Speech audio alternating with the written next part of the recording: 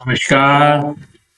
मैं हिम्मत सेठ आज फिर उपस्थित हूँ आपके सामने बात करने के लिए। दोस्तों, आज बात करेंगे सुप्रीम कोर्ट के मुख्य न्यायाधीश DY चंद्रचूड़, जो 8 तारीख को उनका लास्ट अंतिम दिन है। 9 और 10 को छुट्टी है, 10 का उनका रिटायरमेंट है। सेवानिवृत्त हो जाएंगे वो 11 तारीख से। मिस्टर खन्ना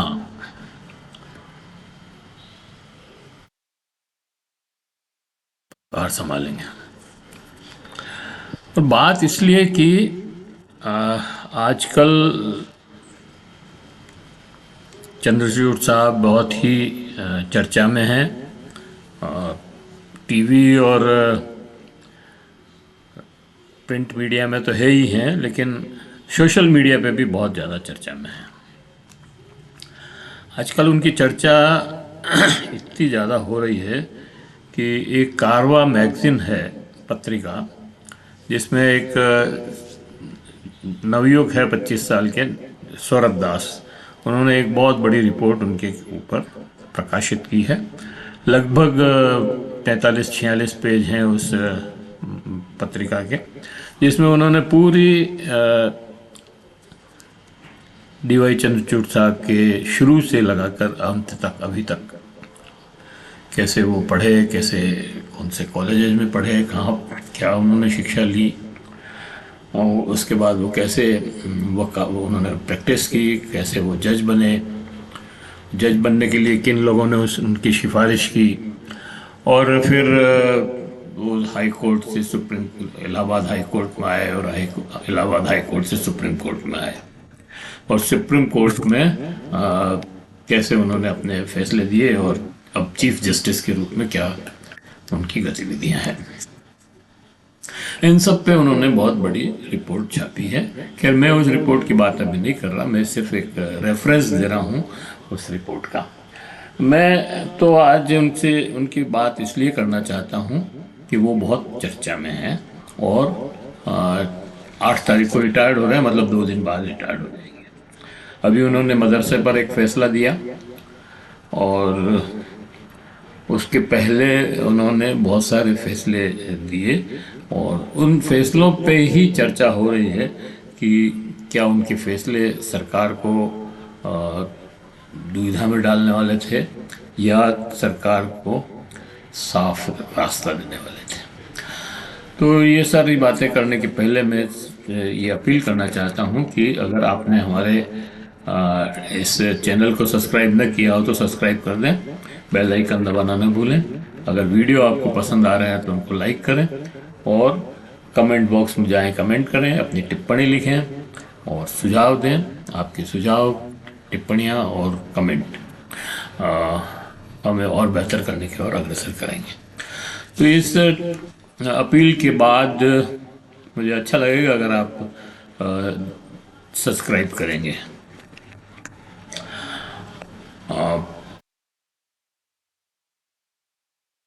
2022 नवंबर में जब वो चीफ जस्टिस बने थे, उसके बाद उन्होंने जो भाषण दिए, या जो उन्होंने सुनवाई के समय जो प्रतिक्रियाएं व्यक्त की, उससे लोगों की बहुत अपेक्षाएं बढ़ गई उनसे, और उनको लगा कि DY चंद्रचूड़ जो है कोई बहुत बड़ी क्रांति करने वाले हैं, या बहुत बड़ा बदलाव करने वाले हैं इस न्याय व्यवस्था में, या ऐसे फैसले देने वाले हैं कि जिससे जनपक्ष में फैसले होंगे, और सरकार उससे प्रभावित होगी। लेकिन धीरे धीरे ये हुआ कि उनसे वो आशाएं पूरी नहीं हुई, और इसकी वजह से ही आज वो ज़्यादा चर्चा में है, या आलोचना सहना पड़ रहा है। विशेष रूप से उनकी आलोचना तब शुरू हुई जब उन्होंने प्रधानमंत्री नरेंद्र मोदी को अपने घर गणेश पूजन में इनवाइट किया, और उससे मतलब लोगों का ये विश्वास बना कि जो कुछ हम चंद्रचूड़ साहब के बारे में सोच रहे थे या उनसे जो अपेक्षाएं कर रहे थे वो निरर्थक थी, और वो तो एक एडजस्टमेंट करने वाले व्यक्ति ही निकले। तो ये जो बात थी इसके ऊपर लोगों ने बड़ी प्रतिक्रिया व्यक्त की, और इससे उनकी इमेज की बहुत ज़्यादा क्षति हुई। खास तौर से तब जब उस गणेश पूजन के उस वीडियो को, कई कैमरों से खींचे लिए हुए उस वीडियो को वायरल किया गया।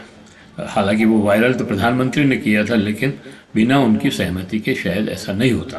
तो दोनों की सहमति थी और इस वजह से उनकी ज़्यादा आलोचना हुई। फिर उनकी आलोचना इसलिए भी हो रही है कि उन्होंने एक बयान दिया कि मेरे कार्यकाल समाप्त होने के बाद लोग मेरे को किस दृष्टि से देखेंगे, कैसे आंकेंगे, किस तरह से मेरा विश्लेषण करेंगे मेरे कार्यकाल का, या मुझे इतिहास में कैसे याद रखा जाएगा। तो लोगों को लगा कि नहीं, ये जो डी.वाई. चंद्रचूड़ साहब हैं, जिनसे हम बहुत बदलाव की अपेक्षा कर रहे थे, वो ऐसा कोई बदलाव नहीं करने वाला है, बल्कि वो अपने बारे में ही ज़्यादा सोच रहे हैं, अपने ऊपर ही ज़्यादा केंद्रित हैं। क्योंकि ये बात लोग तभी सोचते हैं कि जब दूसरे कामों से फुर्सत हो और अपने बारे में ही सोचते हैं। तो फिर उनकी फिर एक उन्होंने ऐसा बयान दे दिया कि जिससे और ज़्यादा वो चर्चा में आ गए और ज़्यादा आलोचनाएं होने लगी। क्योंकि उन्होंने कहा कि राम जन्मभूमि का जब फैसला देना था तब हमें कोई राह नहीं सूझ रही थी। मैं भगवान के सामने बैठा और भगवान ने मेरे को राह दिखाई और फिर मैंने फैसला लिख दिया। इसका मतलब ये हुआ कि आपने वो राम जन्मभूमि वाला फैसला न्याय के ऊपर आधारित नहीं लिखा, संविधान के अनुरूप नहीं लिखा, भगवान ने जैसा आपको रास्ता दिखाया वैसा आपने लिखा। तो ये भी एक आलोचना का बड़ा कारण रहा है, अभी भी है। और आप जानते ही हैं कि राम जन्मभूमि के इस फैसले के बाद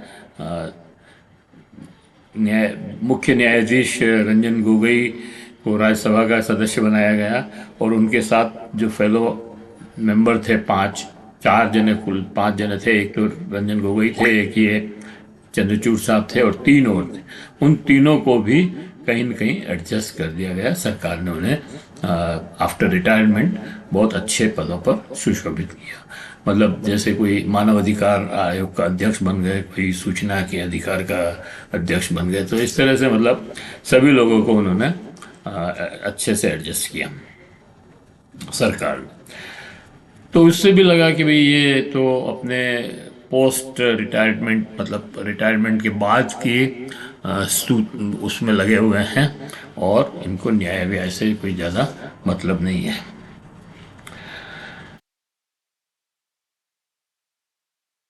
तो इससे भी उनकी बहुत आलोचना हुई। फिर एक आलोचना का बड़ा कारण जस्टिस लोया की मृत्यु के बाद उनका जो केस था, उसकी जांच के लिए इनके पास आया था मामला। इन्होंने उसकी जांच कराना भी उचित नहीं समझा और कहा कि नहीं, ये तो नेचुरल डेथ है, और ये सारे लोग मतलब कह रहे हैं कि नेचुरल डेथ है, तो इसको मान लेने में कोई हर्ज नहीं है। लेकिन वो मामला ऐसा था कि बम्बई में जस्टिस लोया के पास जो केस सुन रहे थे वो अमित शाह साहब से संबंधित था। वो गुजरात के उस समय गृह राज्य मंत्री थे शायद, और वो एक एनकाउंटर का केस था, और उसमें कहा यह जाता है कि उसकी हत्या की गई, एक्चुअली एनकाउंटर नहीं किया गया, और वो केस जो है सुनवाई पे था। लोया साहब को बहुत कोशिश की एडजस्ट करने की, समझाने की, लेकिन वो नहीं माने, तो उनकी हत्या करवा दी गई, ऐसा आरोप है। हकीकत क्या है ये तो जब उसकी जांच होती तभी पता चलता, लेकिन सरकार मतलब कोर्ट ने और सरकार ने उसकी जांच करवाना उचित नहीं समझा। तो इस वजह से भी उनकी बहुत आलोचना हो रही है कि एक जस्टिस के साथ जो इस तरह का हादसा हुआ उसकी भी इन्होंने जांच नहीं करवाई। और उसके बाद जो मतलब इनकी लोया की डेथ के बाद जिस आदमी जिस जज ने वो केस सुना और फैसला दिया और अमित शाह को बरी कर दिया, तो उस जज को केरल का न्यायाधीश केरल का राज्यपाल बना दिया गया आफ्टर रिटायरमेंट।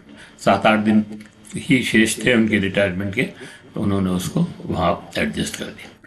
तो इस तरह से मतलब गिव एंड टेक का फॉर्मूला बिल्कुल सीधा सीधा है। हर जगह वो जहाँ पे भी ये होता है ऐसा मामला, और जो उनको सपोर्ट करता है सरकार को, उसका जो है सरकार तत्काल जो है उसका रिवार्ड दे देती है।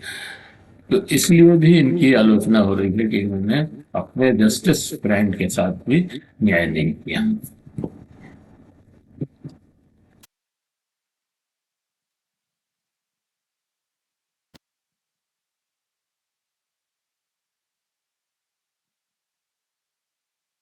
राम जन्मभूमि का जो फैसला दिया था इन्होंने, उसमें भी बहुत ही कंट्रोवर्शियल फैसला था वो। एक तो सबसे बड़ी बात यह है कि फैसला किसने लिखा उसमें उसके दस्तखत नहीं थे। और दूसरी बात यह है कि अ, उस फैसले को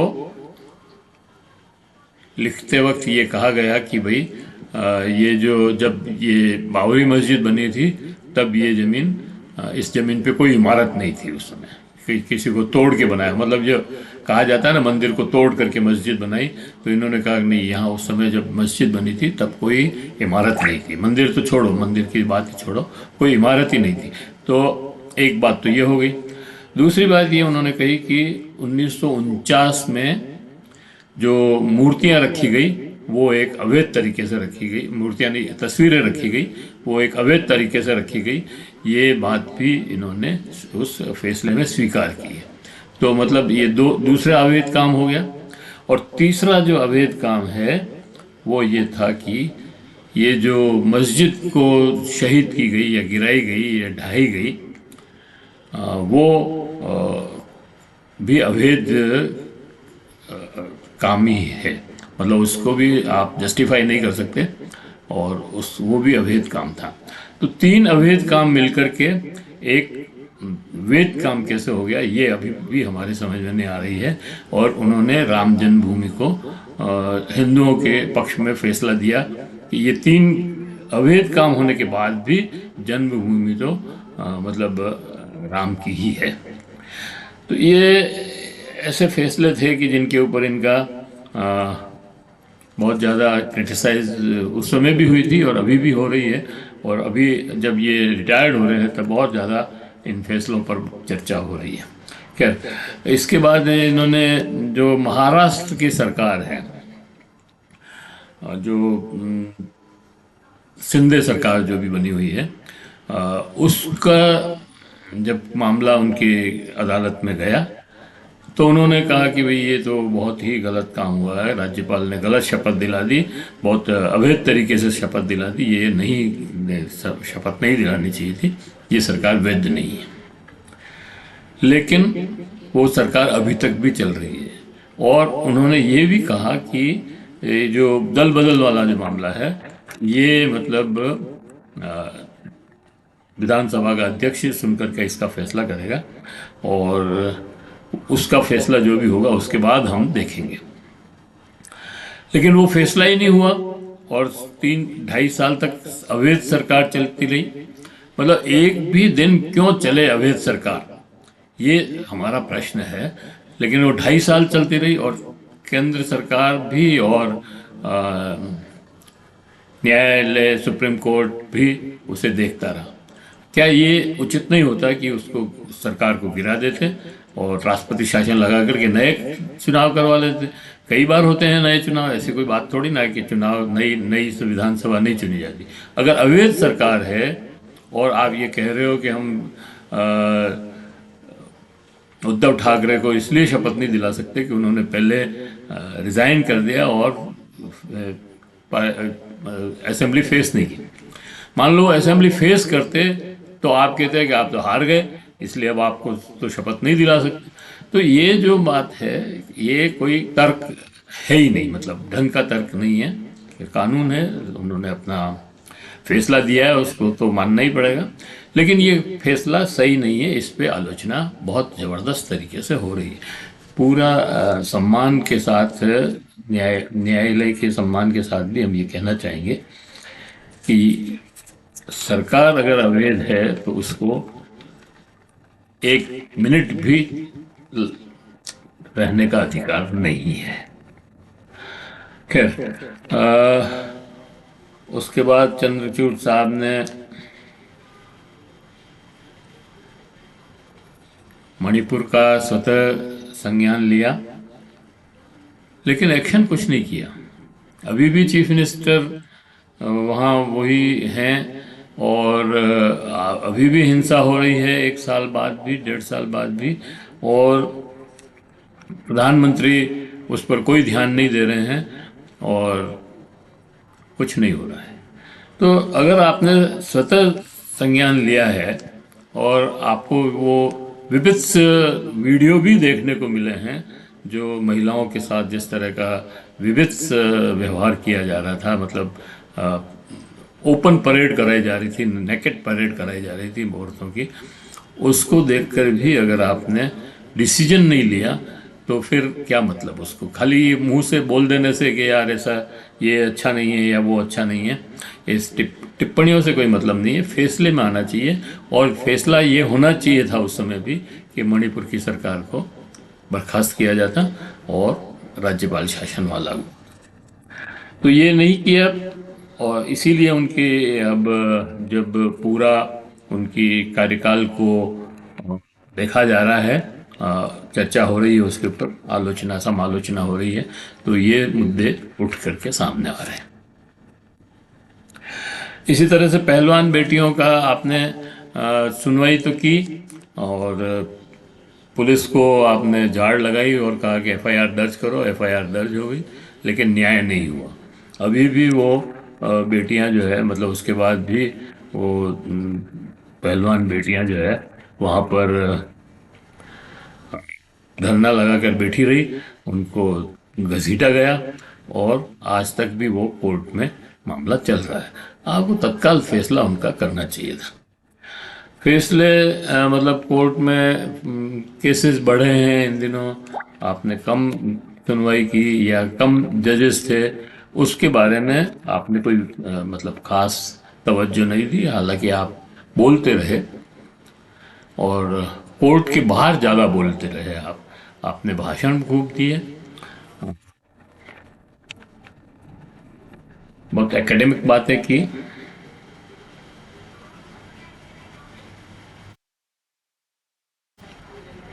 इलेक्शन बॉन्ड का मामला भी इसी तरह का एक मामला है, जिसको चंद्रचूड़ साहब ने बहुत सीरियस गंभीरता से लेना था, लिया भी, लेकिन फैसले तक नहीं पहुंचे। एसबीआई के अधिकारी शपथ लेकर के, मतलब एफिडेविट देने के बाद भी वहाँ पर इनके खुद के, मतलब कोर्ट के सामने झूठ बोलते रहे कि ये ऐसा नहीं हो सकता है, और फिर 24 घंटे में हो गया, 36 घंटे में जब जोर लगाया तो इसका मतलब आप झूठ बोल रहे थे। झूठ बोल रहे थे तो इनके ऊपर कंटेम्प्ट ऑफ कोर्ट लगना चाहिए था। क्या कंटेम्प्ट ऑफ कोर्ट सिर्फ विपक्ष के नेताओं के लिए ही है? क्या इन अधिकारियों पर नहीं लगना चाहिए कंटेम्प्ट ऑफ कोर्ट? तो ये, लेकिन चंद्रचूड़ साहब ने ऐसा कुछ नहीं किया। और इलेक्शन बॉन्ड का मामला तो पूरी तरह से आईने के माफिक साफ है।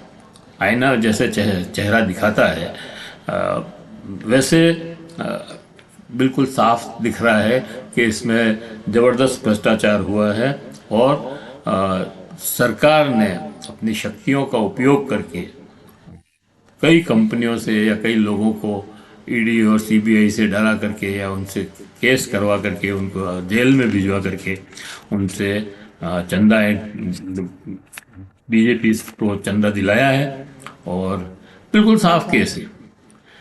लेकिन चंद्रचूड़ साहब ने उनके ऊपर कोई कार्रवाई नहीं की। उन्होंने एक जांच बिठा दी, और सीबीआई को सौंप दिया। सीबीआई तो खुद सरकार के अंडर में काम कर रही है, वो क्या जांच करेगी? जेपीसी बनानी चाहिए थी इसके ऊपर भी, लेकिन नहीं बनाई। और ये अगर भ्रष्टाचार नहीं है, ये साफ दिख रहा है कि भ्रष्टाचार है, फिर जांच कर रहे हैं, तो फिर क्या है? मतलब आप सीधा केस चलाते, जांच क्या करनी? अडानी के मामले में भी सुप्रीम कोर्ट में गया मामला, और फिर वही जांच, वही सीबीआई, मतलब वही सेबी सेबी की अध्यक्ष अभी तो खुद परेशान बन रही है, खुद फंसी हुई है बहुत जबरदस्त तरीके से।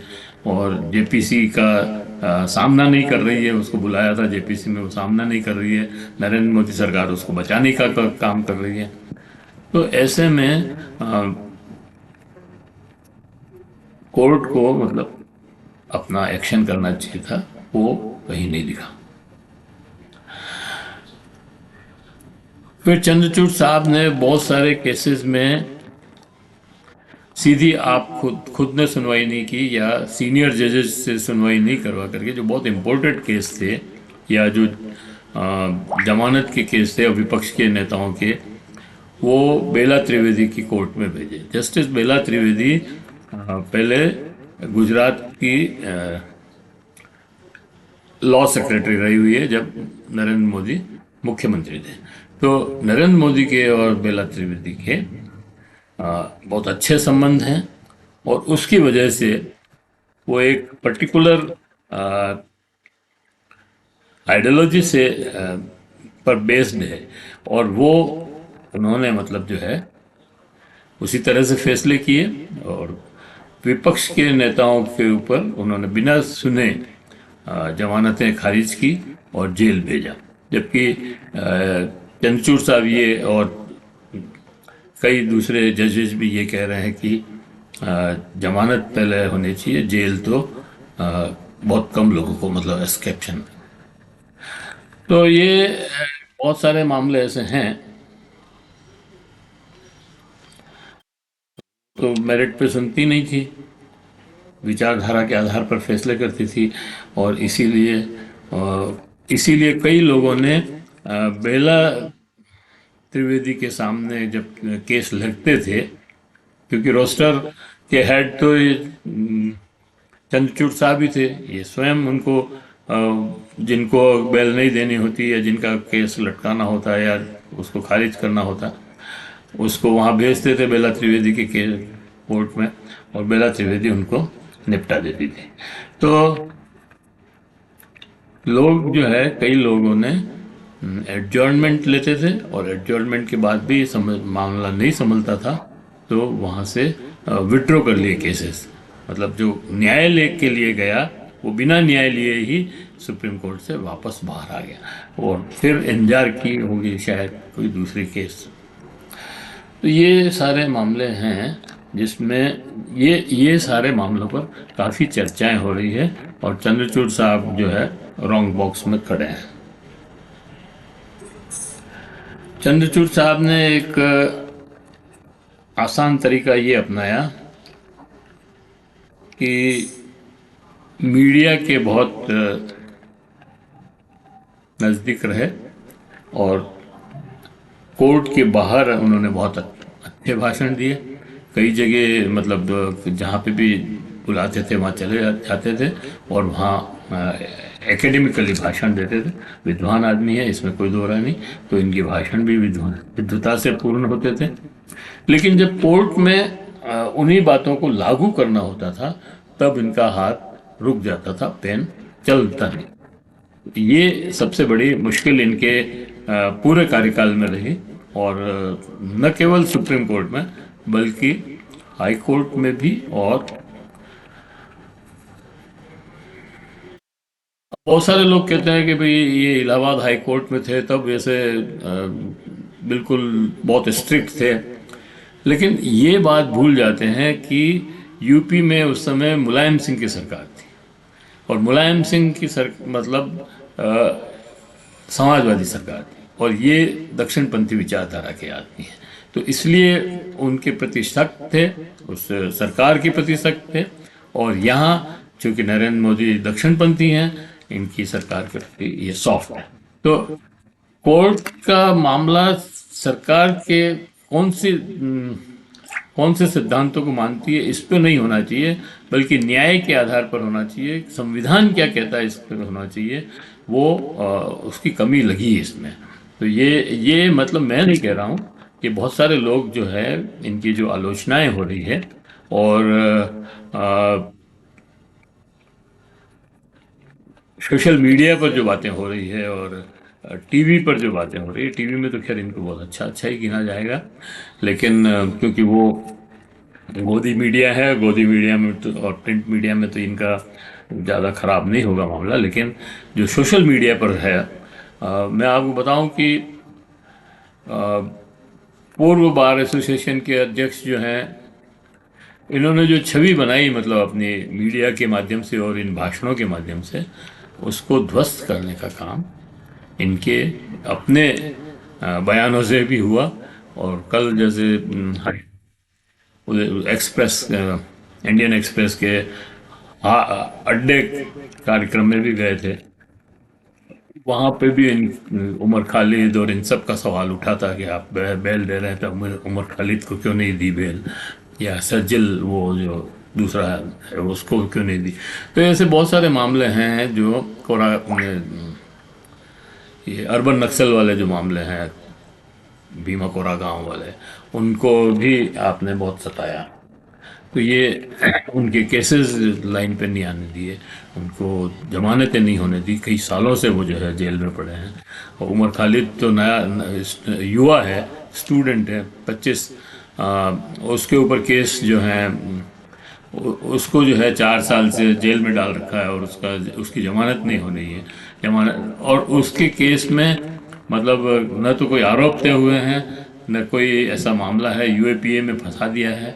और यूएपीए में आप जानते हैं कि जमानत बड़ी मुश्किल से होती है, वो सुप्रीम कोर्ट के बिना हस्तक्षेप के शायद ना हो, लेकिन ये उसके ऊपर कोई ध्यान नहीं दिया।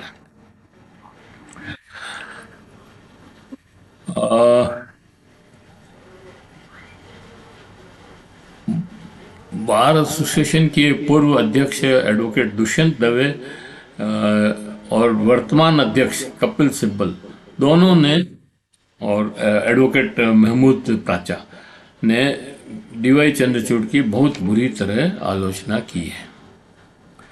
और एडवोकेट महमूद प्राचा ने तो यहाँ तक कहा कि चंद्रचूड़ साहब को के लिए विदाई समारोह का आयोजन भी नहीं करना चाहिए, ये विदाई के हकदार भी नहीं हैं। इतनी सख्त टिप्पणी महमूद प्राचा ने की, इसका मतलब तो कुछ है।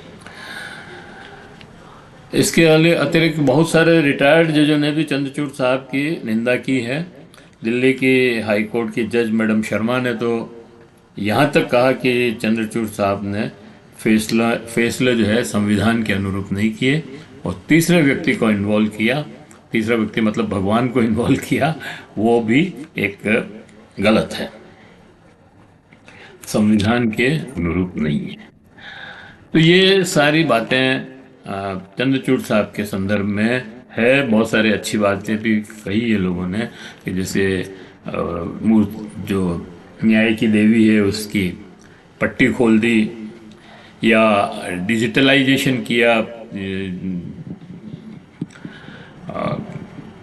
कोर्ट के अंदर, जो डिजिटलाइजेशन किया, सारे डॉक्यूमेंट्स डिजिटलाइजेशन कर रहे हैं, ये बहुत अच्छे काम हैं, इसकी हम भी तारीफ करते हैं।